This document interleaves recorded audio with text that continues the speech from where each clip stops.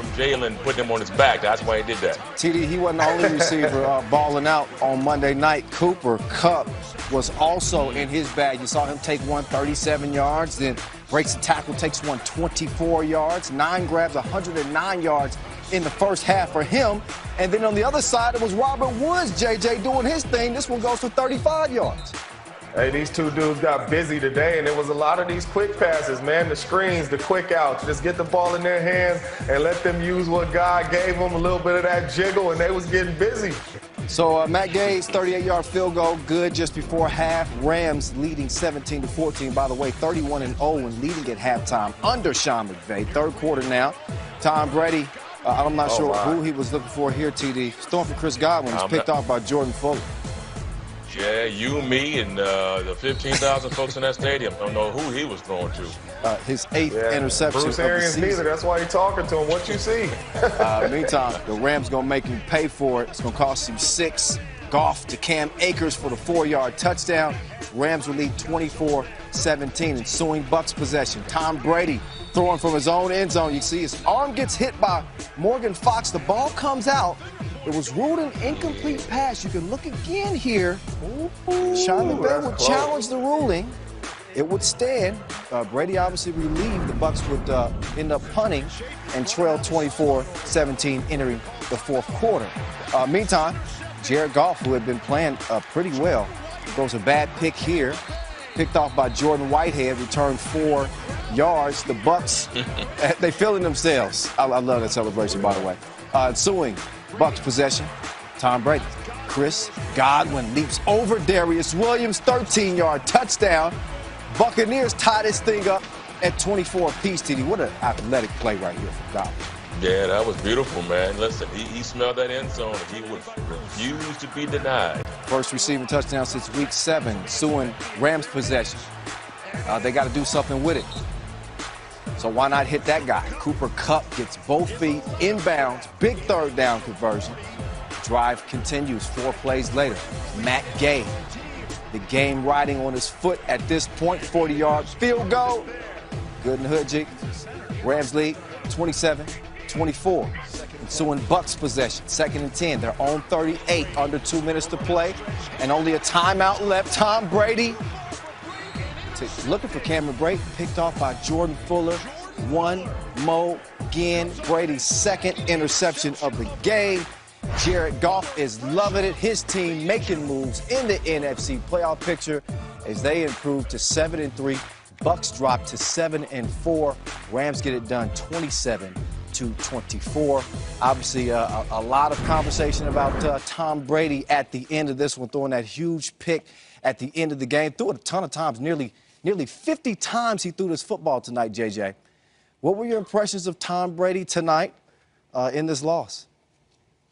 Man, to be honest with you, I mean, Tom looked bad. And you watching him play this football game tonight, I mean, some of these interceptions that he throws, you're looking at him like, what are you looking at? I mean, these are throws that we're not used to Tom Brady making. I've been on TV. I've been saying that Tom Brady is not the Tom Brady of old. You see this right here. These are throws that are just clearly overthrows. Tom Brady just throwing it to the other team. And for Sean McVay to say on 3rd and 8, we have the ball on the 20-yard line to run the ball and say we're going to settle for a field goal because we believe in our defense and we don't believe that Tom Brady could drive this ball down the field and score on us. That lets you know what they're thinking about Tom Brady as well. But some of these throws tonight, man, it was average Tom Brady. And I'm watching the game and I'm like, this is not the Tom Brady that we're used to seeing. I mean, look at some of these passes that he's throwing. And the whole stadium, like TD said, was looking like, what is Tom doing? This Rams defense got after him, made it hard on him, but a lot. And the Rams defense is able to seal it. Goff and the Rams victorious, moving to 7-3. That's the 4th loss of the year for the Buccaneers. Kupp and Woods, you saw both of them in the highlight. They were both sensational on Monday night. Each had double-digit grabs, becoming the 5th set of teammates to have 10 catches on Monday Night Football. That dynamic duo, each went over 130 yards and combined for 275 of Goff's 376. Speaking of, Jared Goff. He's with Lisa Salters in the T-Mobile post-game coverage. Jared, the offense seemed to stall just a little bit in that second half, but you were able to manufacture enough for that game-winning field goal drive.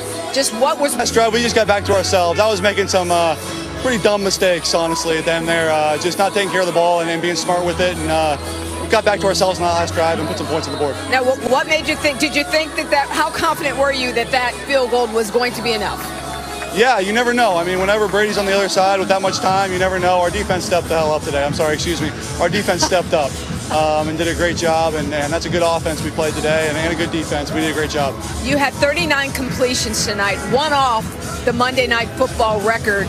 You were able to connect with Robert Woods and Cooper Kupp all night long. Just describe the impact that those two especially had in the game. Yeah, it's about time we started to click a little bit in the pass game, and it was a fun night. It was a fun night. Those guys were having a good time, getting open, and we were able to find them. Now, we keep talking about team identity. You know what you have in your defense, but what did your guys on offense show you tonight? We're versatile, I think. We've been running the ball really well all year, and they were doing a good job stopping the run. It's one of the best run defenses in the league, and had to throw it around a little bit, and we did a great job. Congratulations on the win. All right, thank you. I appreciate it. All right, as he jogs to the locker room, the work of Riddick and Greasy not quite done. Fellas, we watched a couple of really good teams, I think, and the stout defense of the Rams, Lewis, I'll start with you. What does it make them in the NFC picture, in your opinion? I think it makes them a definite NFC title contender because they can play many different styles. They have guys who are shutdown type of guys on the defensive side with Jalen Ramsey. They can play zone coverage with good eye discipline and good vision on the quarterback and intercept the ball and turn it over. Look, Aaron Donald wasn't even a factor tonight. You didn't even really hear his name, and yet they were still able to come up with big plays and turnovers, which is something that Sean McVay wanted them to do. And they went against a very high-powered offense and basically, in crunch time, rendered it useless. You got to give credit to Brandon Staley, their defensive coordinator, too. This was probably the biggest stage of his career. The first time defensive coordinator calling plays this year, and he takes over for a legend in Wade Phillips, a controversial decision by Sean McVay to bring him in, and he has been outstanding. He has gotten young guys coached up, Darius Williams of the world, Micah Kaiser playing well, guys that nobody really heard of, Scotty, coming into this season. They're playing at a high level, and they're playing connected, and you could see that tonight. Ryan, I'll stay with you. Tom Brady against the best defenses in the NFL. Where are we right now? Well, I think you're looking at this team, okay? It's not all Tom Brady. You're looking at the Bucs team, and everybody wants to talk about all of the core vets out there, all the guys that throw the football to, but that's not how football works, Scotty. You know that. You have to play together. You have to be familiar with each other. There were some throws downfield today that we don't typically see from Tom Brady, and some recognition by him downfield, some misses.